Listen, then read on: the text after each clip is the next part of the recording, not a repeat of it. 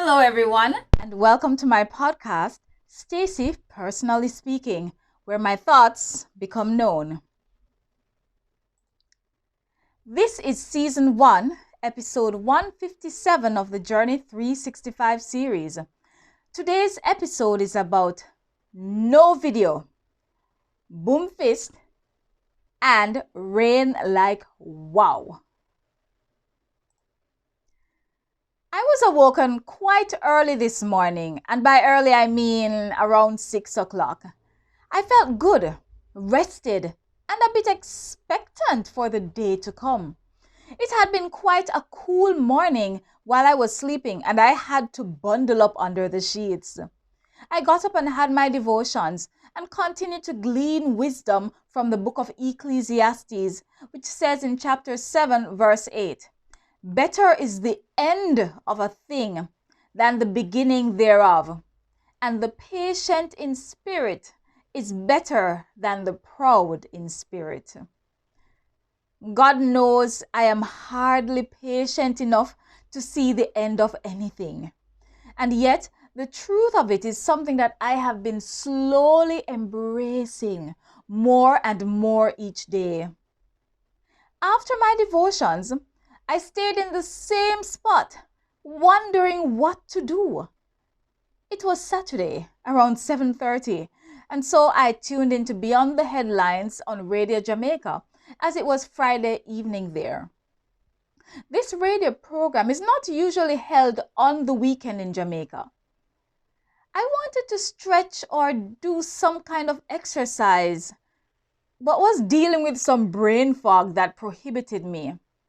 I went to the window and observed the water that had collected at the base of the plastic where I had pinned the plastic sheet to the plastic plant box. Even though I was sure the plant box could use some of this water, I could not so quickly forget the fact that once the water goes in, it is quite difficult to get it out. And so I emptied the water from the plastic sheet outside the plant box and re-stretched the plastic sheet. The tomato plants had endured a lot and so had not gotten the chance to bear fruit. The season for them was at an end pretty much. For quite a few days now, I have been thinking of pulling up the tomato plants. While I had been doing my devotion, the sky had changed from light gray to dark and then light again. It continued to do that while the rains also changed in strength. So yes, it was raining. Today was 19 days of using the dry powder inhaler. Has it been working? I don't know. Will I continue after the next 11 days when the medicine is finished? I'm almost sure I won't. I brushed my teeth and gargled. The next stop was in the kitchen to wash up the dishes from yesterday's food preparation. After that, I went to the refrigerator and started grabbing the ingredients for a green smoothie.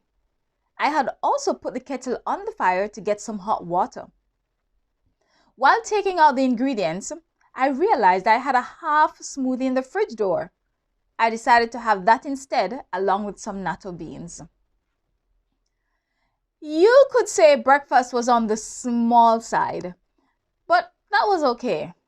I finished the smoothie and was just mixing around the natto when Mom called. It was after 8 o'clock, my time, and we chatted for a little over half an hour. For a little over an hour, actually. My brother greeted me from in the background, and I was so happy to hear his voice. His hungry voice. He just celebrated his 24th birthday. I can't believe how old he is now, which means that I am also much older. Mom and I talked about so many things, but a lot of that centered around work. She was having a difficult time at work because of the no movement days instigated by the Jamaican government. This was causing her work to get left behind because she can only do her work at work on the work computer, which is connected to some special system. I showed Mom the tomato plants and asked her what she thought. She encouraged me to get rid of the ones that had no blossoms. But interestingly, all of them had blossoms. The blossoms just didn't stay on the plant for long. Mom had not eaten any dinner at the time, even though it was a little bit earlier than normal. But coupled with that, she had no idea of what she was going to eat. Sounds familiar?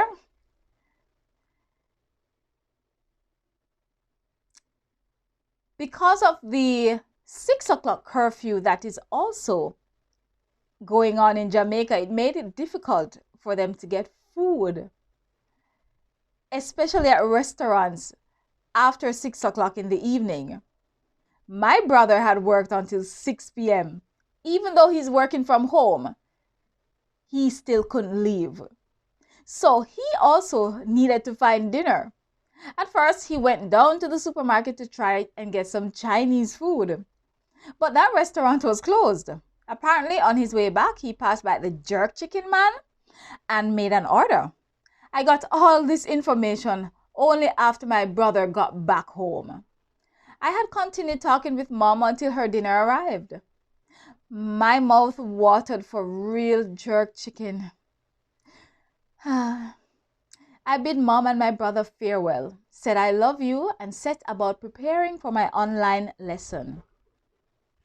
It was about 9:40 a.m. when I started organizing things for my online class. It was a new student who would do 2 lessons online with me before I met them in the larger group, in person. It ended up being a rough introduction because my video refused to turn on for the class.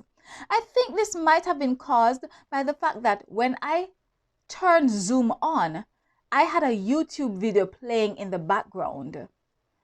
I'm still not absolutely sure, but I asked the student to exit and I restarted Zoom. Nothing worked, and I didn't want to delay the student any longer. They could hear me clearly. They just couldn't see me. This was quite a distraction for me, even though I could see the student, because I was trying to do the class and work on the no video issue at the same time. At one point, I logged in with my phone and joined the class, but the feedback was unbearable. But at least she got to see me briefly. I think she appreciated that.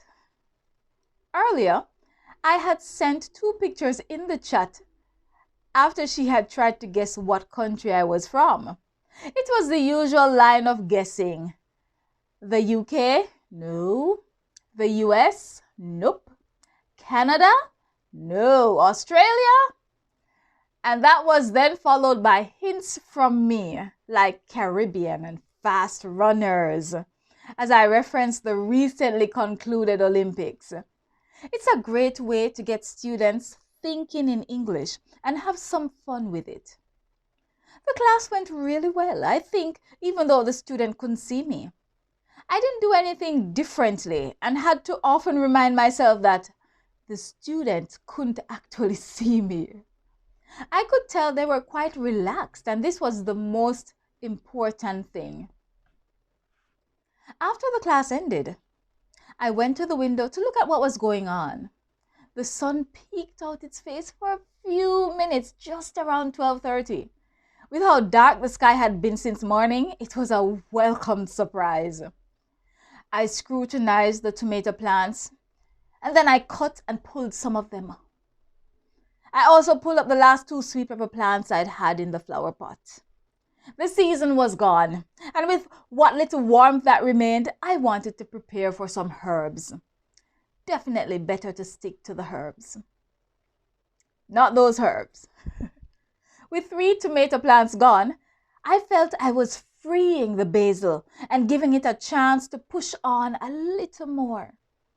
I went and had lunch, which was the last of the fish with food. Afterwards, I enjoyed the last of my sweet potato pudding. I was tuned in to an old favorite movie of mine while I relaxed with lunch.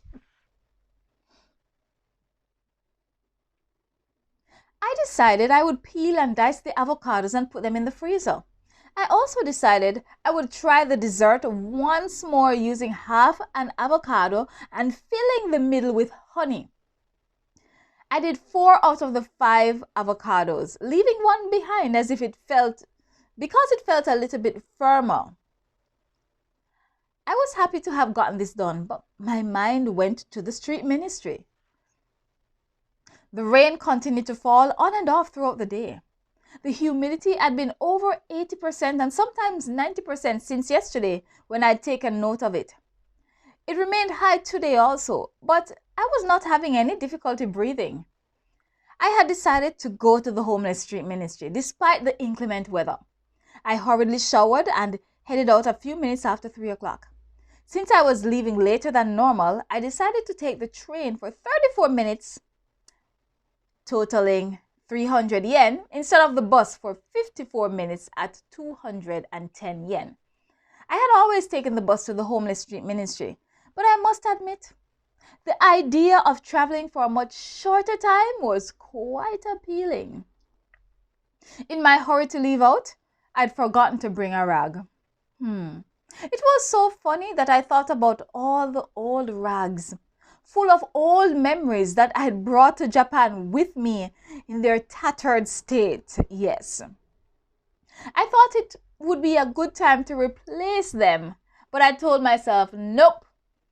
I did, however, opt to buy a new rag at the 100 yen store before heading on the train platform. The store, along with a few others like the supermarket, are conveniently located on the outskirts of the train station. There were quite a number of styles, colors, and sizes of rags to choose from, but I opted for red. I caught the 3:39 train and spent the 11-minute train ride working on my blog and doing a new Sudoku puzzle.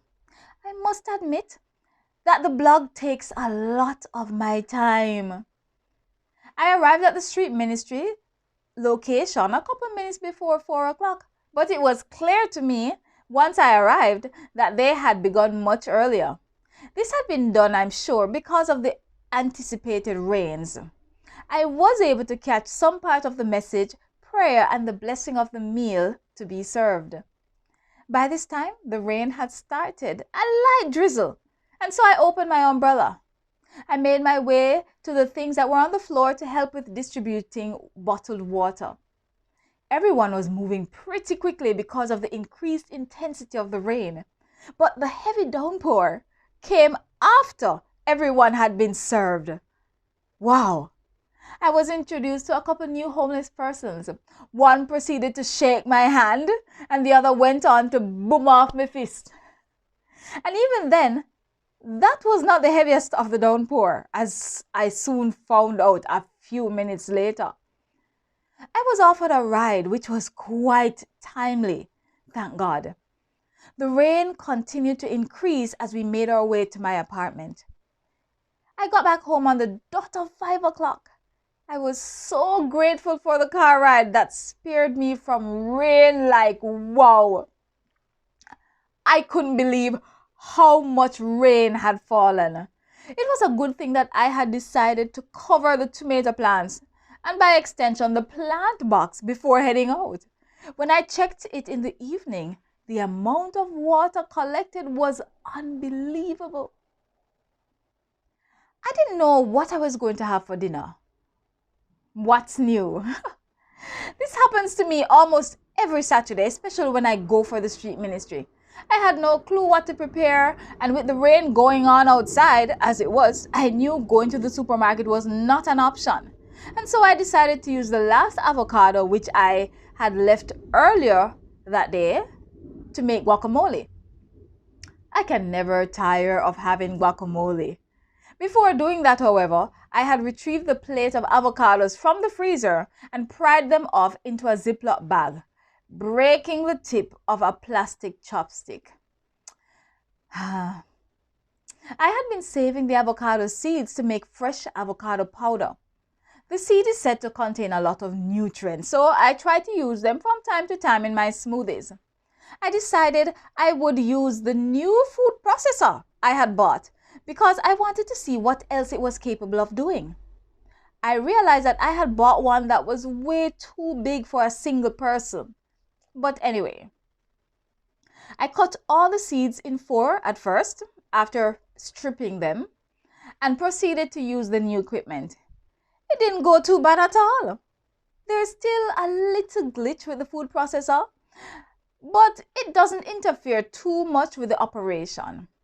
After grinding the avocado seeds, then spreading them out on plain newsprint, I cleaned up the kitchen. This was decided by the fact that I didn't want to stain the food processor, even though it's glass. I finished around 7:30 and sat down to an apple and the rest of the last of the trilogy movie I was watching. I was prepared to call it a night.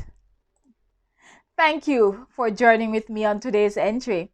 Please support me by leaving a comment below or sharing this with someone who you think might enjoy the journey. Remember to follow my blog. Yes, where you can read it at stacypersonallyspeaking.blog. stacypersonallyspeaking.wordpress.com, so you can get my entries directly into your inbox. Thank you so much for listening.